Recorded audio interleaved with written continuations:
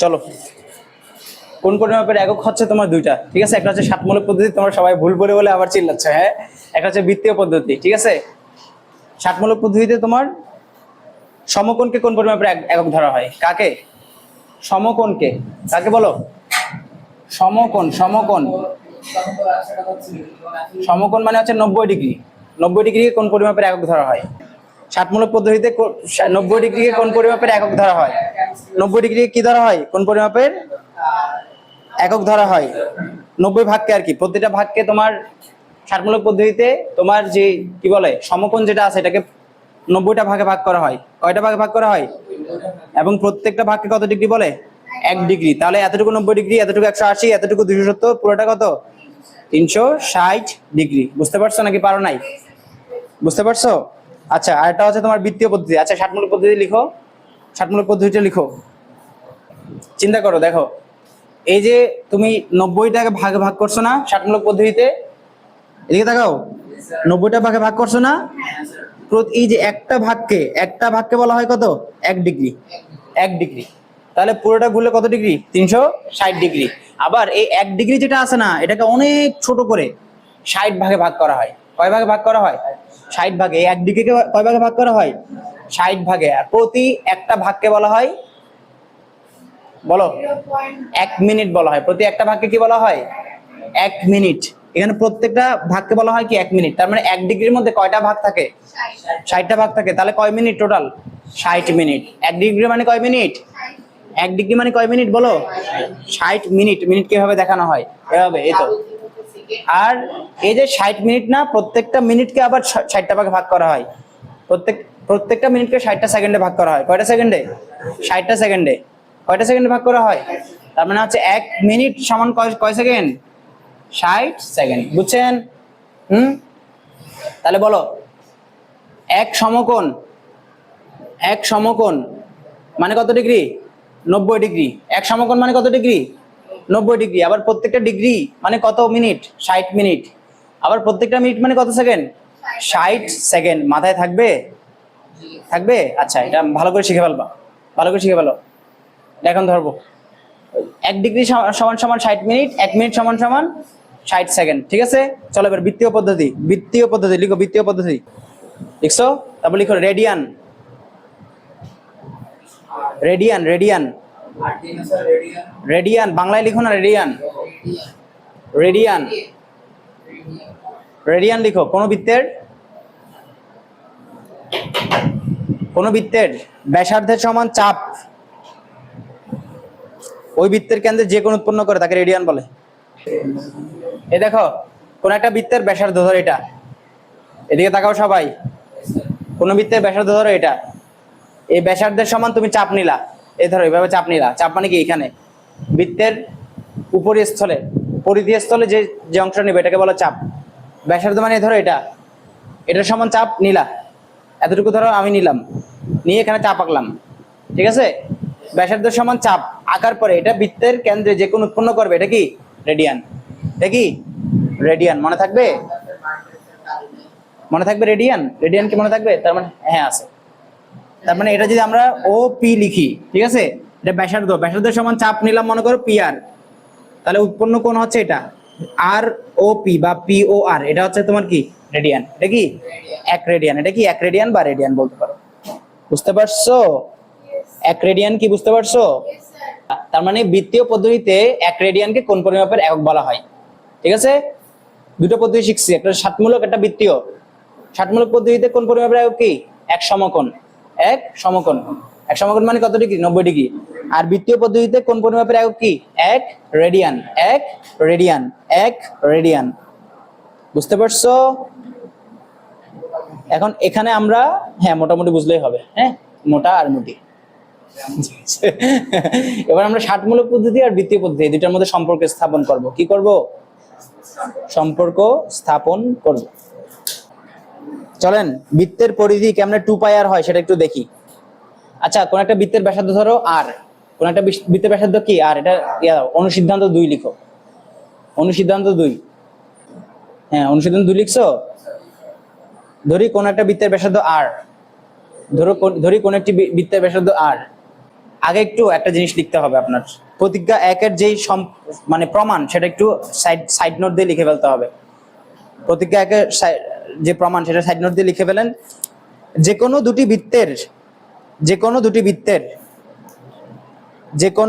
বৃত্তের বা লিখতে পারো প্রতিজ্ঞা এক থেকে পাই, যে কোনো দুটি বৃত্তের স্ব পরিধি ও ব্যাসের অনুপাত সমান। এটা বুঝছো? এটা মানে হচ্ছে তুমি যদি দুইটা বৃত্ত আঁকো, ঠিক আছে, তুমি ধরো দুইটা বৃত্ত আঁকলা, মনে করো একটা এখানে বৃত্ত আঁকলা, এটার ভিতরে আরেকটা বৃত্ত আঁকলা, ঠিক আছে। ব্যাস মানে কি এটা না, এই বৃত্তের ব্যাস কোনটা, এটা না, ঠিক আছে। আর বৃত্তের পরিধি কি, এই বৃত্তের পরিধি কি এটা না, এই বৃত্তের পরিধি কি এটা না। তো এই বৃত্তের বড় বৃত্ত যেটা আছে, এই বৃত্তের পরিধি বাই ব্যাস, ছোট বৃত্তের পরিধি বাই ব্যাস দুইটা সমান হবে, অনুপাত সমান, ঠিক আছে। ধরো এই বড় বৃত্তটাকে নাম দিলাম এ বি, ব্যাস নাম দিলাম এ বি, ছোট বৃত্তের ব্যাসের নাম দিলাম মনে করো সি ডি, ঠিক আছে। বুঝতে পারছো আমার কথা? বড় বৃত্তের মনে করো ব্যাস এটা, তো তার মানে ব্যাসার্ধ কোনটা, এটা না, এটার নাম দিলাম আমি মনে করো আর ওয়ান। ছোট বৃত্তের ব্যাস এটা না, তার মানে ব্যাসার্ধ কোনটা, এটা না, এটা হচ্ছে আর2। এটা কি আর2। তাহলে আমরা কি লিখতে পারি বলো তো? আমরা লিখতে পারি কি, বড় বৃত্তের পরিধি নিচে হবে কি বড় বৃত্তের ব্যাস সমান সমান ছোট বৃত্তের পরিধি, এগুলো আসবে না, তাও একটু সংক্ষেপে দেখাচ্ছি, ডিভাইড বাই ছোট বৃত্তের ব্যাস। বুঝতে পারছো? বড় বৃত্তের পরিধি ডিভাইড বাই বড় বৃত্তের ব্যাস সমান সমান ছোট বৃত্তের পরিধি ডিভাইড বাই ছোট বৃত্তের ব্যাস। হ্যাঁ, এটা হচ্ছে প্রতিজ্ঞা এক থেকে প্রমাণ করতে পারি, ঠিক আছে। এটা হচ্ছে প্রতিজ্ঞা এক, মানে হচ্ছে পরিধি আর ব্যাসের অনুপাত প্রত্যেকটা বৃত্তে সমান হয়। প্রত্যেকটা বৃত্তে কি হবে, প্রত্যেকটা বৃত্তে পরিধি আর ব্যাসের অনুপাত কি হবে, সমান হবে। সুতরাং আমরা কি লিখতে পারি বলতো তাহলে একটা বৃত্তের ক্ষেত্রে, একটা বৃত্তের ক্ষেত্রে কি লিখতে পারি বলো তো, বলো পাই আর ডিভাইড বাই 2। কেমনে? পরিধি মানে কি 2 পাই আর ব্যাস মানে কি,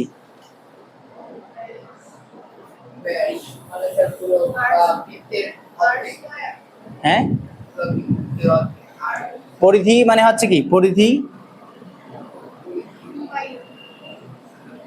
বাই ব্যাস, পরিধি বাই ব্যাস মানে কি বলো?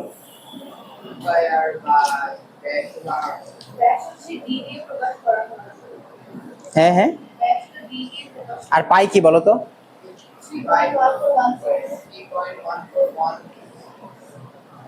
তাহলে কি লিখতে পারো বলো? পাই লিখতে পারো না? পাই ডি না, কাটাকাটি করে দেখো, পাই আসবে।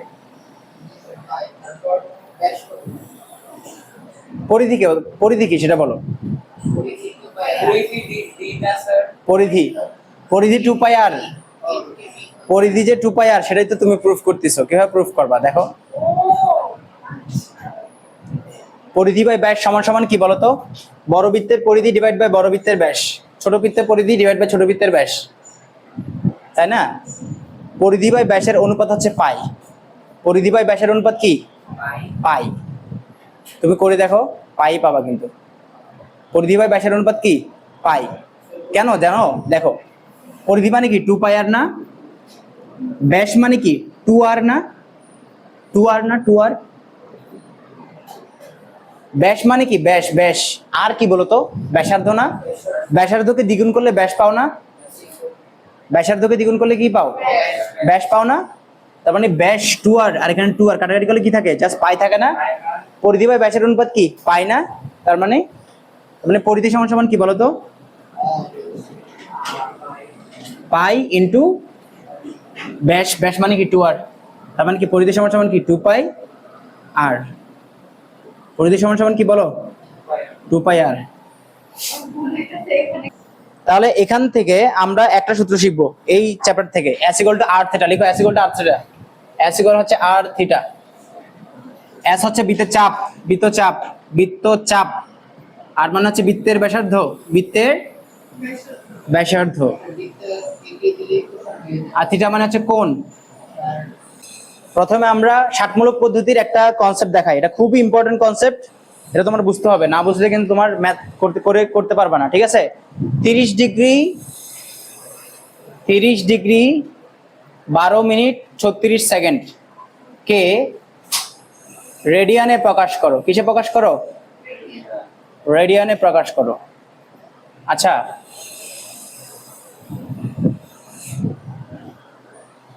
বলো তো তোমরা সবাই এটা পারো না? রেডিয়ান তোমার যেটা বলে, রেডিয়ান রেডিয়ান রেডিয়ান মানে কত বলো তো? কোন বৃত্তের ব্যাসার্ধের সমান চাপ ওই বৃত্তের কেন্দ্রে যে কোণ পূর্ণ করবে তাকে বলা হয় কি? 1 রেডিয়ান। ঠিক আছে, ঠিক আছে, 1 রেডিয়ান। ঠিক আছে, এখন তোমাদের এই চ্যাপ্টারের মধ্যে কি কি জিনিস মাথায় রাখা লাগবে? হ্যাঁ হ্যাঁ হ্যাঁ হ্যাঁ, ডিগ্রিতে নিতে হবে। কিভাবে নিবা? এই এদিকে তাকাও, এদিকে তাকাও, দেখো তোমরা সবাই জানো না এতটুকু অংশ কি বলো তো? π/2 না? এটা জানো? আর বৃত্তের 180 ডিগ্রি মানে কত? পাই না? 180 ডিগ্রি মানে কত? পাই। 180 ডিগ্রি মানে কত? পাই। 180 ডিগ্রি মানে কত? পাই। তার মানে তুমি লিখতে পারো কি বলো তো? 180 ডিগ্রি মানে হচ্ছে পাই রেডিয়ান, পাই রেডিয়ান। এটা হচ্ছে মেইন ফর্মুলা ডিগ্রি থেকে রেডিয়ানে কনভার্সনের, মেইন ফর্মুলা। পাই রেডিয়ান মানে কত? 180 ডিগ্রি, বা 180 ডিগ্রি মানে কত? পাই রেডিয়ান। আচ্ছা, ঐকিক নিয়ম জানো না তুমি? তাহলে 1 ডিগ্রি মানে কত বলো তো? π/180 রেডিয়ান, π/180 রেডিয়ান। তার মানে তুমি যদি রেডিয়ান বোঝাই, সি দিয়ে কি বোঝাই? রেডিয়ান বোঝাই। তার মানে তুমি যদি ডিগ্রি থেকে রেডিয়ানে প্রকাশ করতে চাও, জাস্ট π/180 দিয়ে গুণ করা লাগবে। কি করা লাগবে? π/180 দিয়ে কি করা লাগবে? গুণ করা লাগবে। করতে পারবা? গুণ করতে পারবা? আচ্ছা, এবার দেখো, এবার দেখো 30 degree 12 minute 36 second, 30 degree 12 minute 36 second. আমরা আগে কি করব? মিনিট যেটা আছে এটাকেও ডিগ্রিতে নিব, সেকেন্ড যেটা আছে এটাকেও ডিগ্রিতে নিব, সবকিছু আগে ডিগ্রিতে নিব, তারপর π/180 দিয়ে গুণ করে দিব, যে রেডিয়ানে হয়ে গেল। বুঝতে পারছো আমার কথা? π/180 দিয়ে গুণ করলে রেডিয়ান হয়ে যাবে। আগে তো আমার সবগুলোকে ডিগ্রিতে নিতে হবে, তাই না? কিভাবে ডিগ্রিতে নিবা? 30 ডিগ্রি অলরেডি ডিগ্রিতে আছে না? আছে। 12 মিনিট, 12 এটা তো মিনিটে আছে তাই না?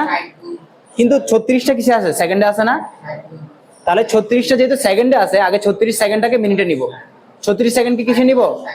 মিনিটে নিব। মিনিটে কিভাবে নিব? 30কে 60 দিয়ে ভাগ করব। না না, গুণন 60 কেন হবে? সেকেন্ড থেকে মিনিটে নিতে গেলে 60 দিয়ে ভাগ করতে হবে না? না না না না না, কোনো কিছু যদি সেকেন্ডে থাকে, কোনো কিছু যদি মিনিটে থাকে, তাকে সেকেন্ডে কিভাবে নাও বলো তো? 60 দিয়ে গুণ করো। 1 মিনিটকে 60 সেকেন্ডে কিভাবে নাও? 60 দিয়ে গুণ করলে 60 সেকেন্ড হয় না? 60 দিয়ে গুণ করো না? কিন্তু সেকেন্ড থেকে মিনিটে যদি নিতে চাও, উল্টা জিনিসটা যদি করো তাহলে ভাগ করতে হয় না? মিনিট থেকে সেকেন্ড নিতে গেলে গুণ করতে হয়, সেকেন্ড থেকে মিনিটে নিতে গেলে কি ভাগ করতে হবে না? কত দিয়ে ভাগ করবা? 60 দিয়ে ভাগ করবা।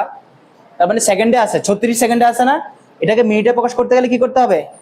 60 দিয়ে ভাগ করতে হবে। তাহলে এটাও মিনিটে চলে আসলো, রেগুলার চলে আসলো, মিনিটে চলে আসলো। এবার এখানে যেখানে তোমাদের ঝামেলা হয় সেটা কি দেখো, এটাকে ব্র্যাকেট দিয়ে লিখবা। এটা যদি মিনিটে, এটা যদি মিনিটে, পুরোটাকে হোল মিনিট লিখতে পারি, তার মানে পারবা না? এবার এটাকে তুমি কি করবা? কি করবা?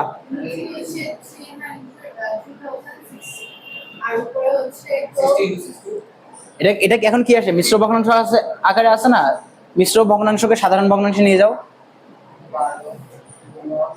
12 গুণ 60 প্লাস 36, আরে 7.2 মানে নাম্বারটা বলো, নাম্বার কোথায় বাবা? 12 গুণ 60 প্লাস 36, কত পাইছো? প্লাস 36। এটাকে দিয়ে এটা গুণ করবা, গুণফলের সাথে এটা যোগ করবা, ঠিক আছে? কত পাইছো তাহলে? 756, 756। তার মানে 30 ডিগ্রি 756 বাই 60 মিনিট মিশ্র ভগ্নাংশকে সাধারণ ভগ্নাংশে নিয়ে আসছো। দেন দেখো এটা পুরোটা কিসে আছে? মিনিটে আছে। এটা কিসে আছে? ডিগ্রিতে আছে, তাই না? এটাকে আমার কিসে নিতে হবে? ডিগ্রিতে নিতে হবে। তো 1 ডিগ্রি সমান সমান 60 মিনিট। 1 মিনিট সমান সমান কত ডিগ্রি বলো তো? যখন ডিগ্রি থেকে মিনিটে নাও তখন 60 দিয়ে গুণ করো।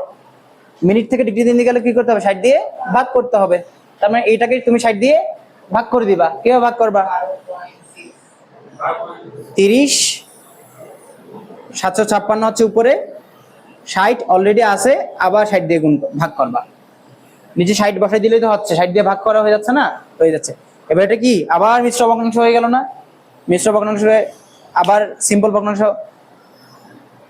এভাবে না। মিশ্র ভগ্নাংশ মানে কি? 60 গুণ 60 নিচে আছে না? 60 গুণ 60 মানে কত? 3600 দিয়ে গুণ করবা কত? 30। কত পাইছো? এটা পাইছো। এটার সাথে যোগ করবা কত? 756। এটা পাইছো। এটা হচ্ছে একদম ক্যালকুলেটর দিয়ে সিম্পলি, মানে কোনো ভাঙাভাঙি না করে ডিরেক্ট যদি করতে চাও সহজভাবে এভাবে করতে পারবা। ক্যালকুলেটর দিয়ে সবকিছু করে ফেলতে পারবা, ঠিক আছে? তার মানে উপরে হবে কত বলো? 108756 আর নিচে হচ্ছে কত? 3600। পুরোটা কোথায় চলে আসলো? ডিগ্রিতে চলে আসলো। এটা সহজ জিনিস কিন্তু এগুলা। মিশ্র ভগ্নাংশ থাকবে, এটাকে সাধারণ ভগ্নাংশে নিয়ে আসবা। এতটুকু হচ্ছে কথা এখানে, বুঝতে পারছো?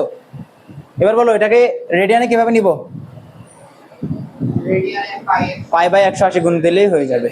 তার মানে 180 108756 divide by 3600 into pi by 180।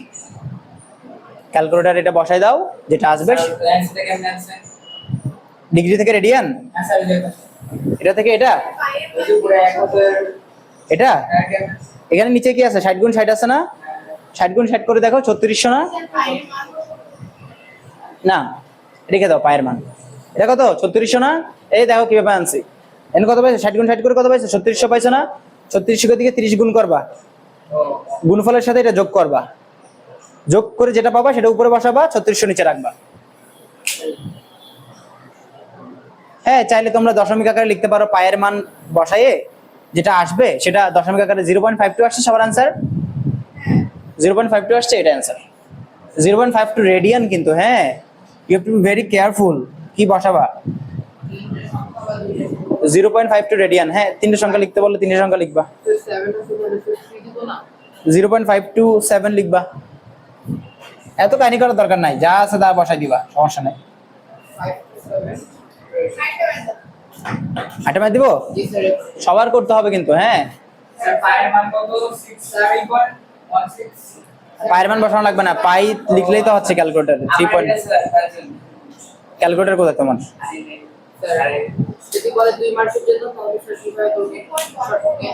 শর্টকাটে এটাই, এটা শর্টকাট তো। এটা একবার আরেকবার করো দেখবা, এখন শর্টকাট হয়ে যাবে। দেখো তুমি করে দেখো, ওটা দেখাবো আমি, সমস্যা নেই। ওটা পরে, আগে সিকিউ ক্লাস করে ফেলি। দেখি এটা করো। 28 মিনিট 37 সেকেন্ড।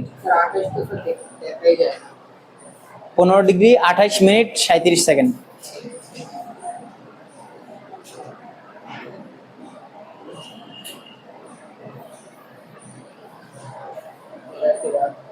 আচ্ছা, এটা হচ্ছে, আচ্ছা ওই সম্পর্কিত একটা ম্যাথ দিই।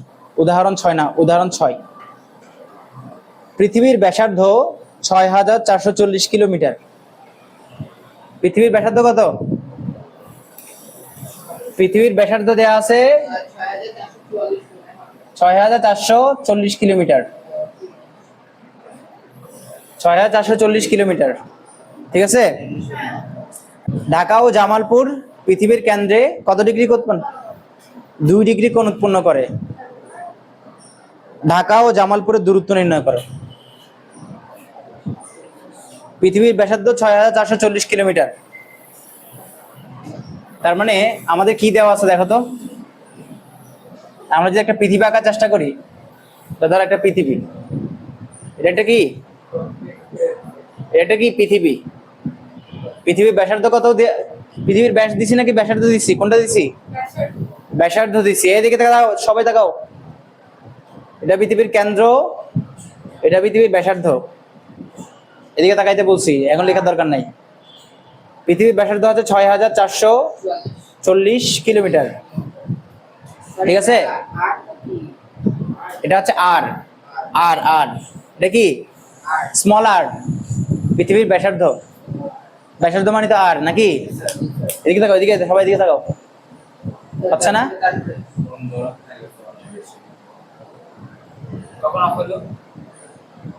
হচ্ছে তো। পৃথিবীর ব্যাসার্ধ কত? 6440 কিলোমিটার। ঠিক আছে, ব্যাসার্ধ কত? 6440 কিলোমিটার। বলছে কি ঢাকা ও জামালপুর, ঢাকা ও এদিকে ঢাকা ও জামালপুর পৃথিবীর কেন্দ্রে 2 ডিগ্রি কোণ উৎপন্ন করে। তো মনে করো ঢাকা এখানে আছে, কোথায় আছে? পৃথিবীর ভিতরে থাকবে ঢাকা, নাকি পৃথিবী পৃষ্ঠের উপরে থাকবে? পৃথিবী পৃষ্ঠের উপরে থাকবে। ঢাকা ধরো এখানে আছে, জামালপুর মনে করো এখানে আছে। কম হবে, তাও দিলাম আর কি বোঝার জন্য। পৃথিবীর কেন্দ্র, পৃথিবীর কেন্দ্র কোনটা? এটা না? পৃথিবীর কেন্দ্রে ঢাকা ও জামালপুর 2 ডিগ্রি কোণ উৎপন্ন করে, এটা না? পৃথিবীর কেন্দ্রে ঢাকা ও জামালপুর উৎপন্ন করা কোণ, তাহলে এটা না? কত ডিগ্রি? 2 ডিগ্রি। বলছে কি কি বের করতে বলছে? ঢাকা ও জামালপুরের দূরত্ব বের করতে বলছে। ঢাকা ও জামালপুর দূরত্ব কোনটা বলো তো? ঢাকা ও জামালপুর দূরত্ব কোনটা? এটা না? এটা না? আর এটাই মূলত কি বলতো? বৃত্তের চাপ না? ভেরি গুড ফার্সি।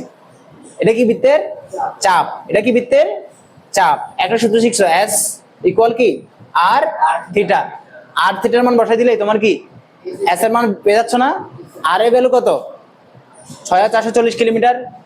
আর থিটার ভ্যালু কত? 2 ডিগ্রি না, ডিগ্রিকে কষা নিতে হবে আগে, রেডিয়ান নিতে হবে। কত দিয়ে গুণ করে? π/180।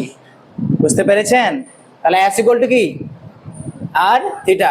এস এর মান কি 6440, থিটার মান কত? 2 ডিগ্রি। তো রেডিয়ানে নিতে গেলে কি π/180, যেটা বাবা এটাই আনসার।